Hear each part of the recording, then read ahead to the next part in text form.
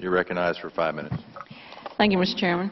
And thank you, General Hickey, for being here and for coming to talk to me. And I know you're taking a personal interest in the Reno office, and I very much appreciate that. It seems like every time an example is offered for the way things are not working, it's the Reno office. I want us to get some good management in there, but I'll take this opportunity to make the pitch to move the office to Las Vegas, where most of the veterans are, and at the very least, when we get new management, and I hope that sooner rather than later, that you put that manager in the Las Vegas office. It'll be a lot easier to recruit somebody to come take the job and live in Las Vegas, I believe, than in Reno, so please keep that in mind. Having said that, though, I would just ask Ms. Halliday, the VA believes that the whole problem of the found claims or the discovered claims is limited to a particular office, in Philadelphia or wherever that might be. But we've seen through numerous hearings that sometimes when a problem crops up in one regional office, turns out pretty soon we find that it's happening other places too. Do you have any indication that that's the case? Are you looking into it? Are you checking into places like Reno where they've been under a lot of scrutiny to move things along, so there might be an incentive for them to take some of these shortcuts?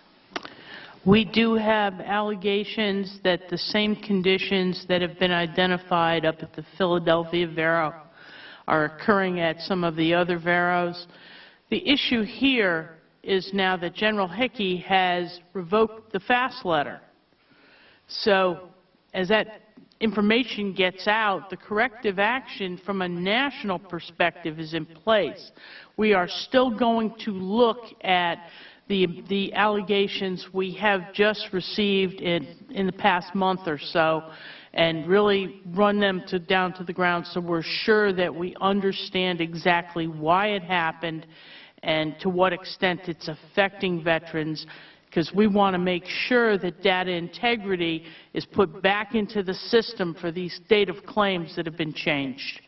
Now, one of the problems, I would like to say one other thing, the Philadelphia Vero did not report the transactions that fell under this FAST letter to VBA headquarters, so it made it even more challenging to identify how many transactions there were. And my team is still up there looking, and they will probably be there for a couple more weeks before we even start to draw sound conclusions here. If you don't have whistleblowers from some of these offices, are you still going to go to places where there might be the potential there? Maybe General Hickey would address that. So, Congresswoman, let me just tell you, the minute we knew that we had an issue in Philadelphia, we immediately did a deep dive analysis and pulled up the data to see if there were any other data anomalies in the system. And we found and immediately sent the list to the IG that said, in the data analysis, we think there are some, I won't say they're doing something wrong because we don't know that yet, but we found the data in some of them worth looking at. We forwarded that to the IG. They've asked us for the complete run of the complete data. We've provided that as well. But I would like to ask Mr. Murphy if he has a quick second to respond to you on this topic too. We did an analysis against the percentage of found claims that were in the inventory versus the total inventory in the station, so that we compensated for a little office like a Reno as opposed to a St. Petersburg in Florida. We didn't want to just do a stack based on total volume. And we came out that anything that came too far off of the average was that those top 5 regional offices, and that's the data we forwarded to the IG.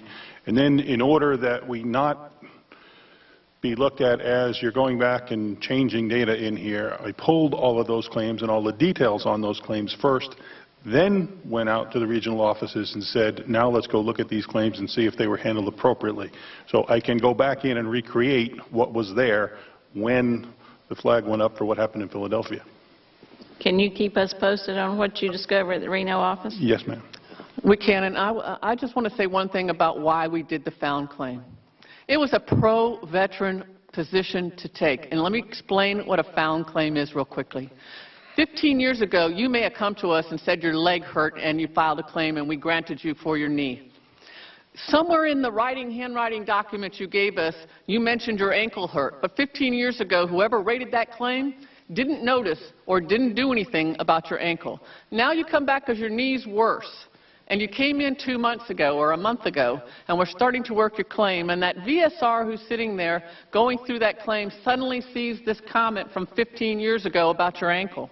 And they're now in this position of, oh my gosh, now am I going to go do this really icky, sticky 15-year, I'm going to suddenly have this 15-year-old claim. I wanted to remove the disincentive from our system to grab that ankle, give that veteran the effective date all the way back to when they first mentioned it, rather than have any disincentive in the system to doing it and ignoring it. So that's why we did the found claim process.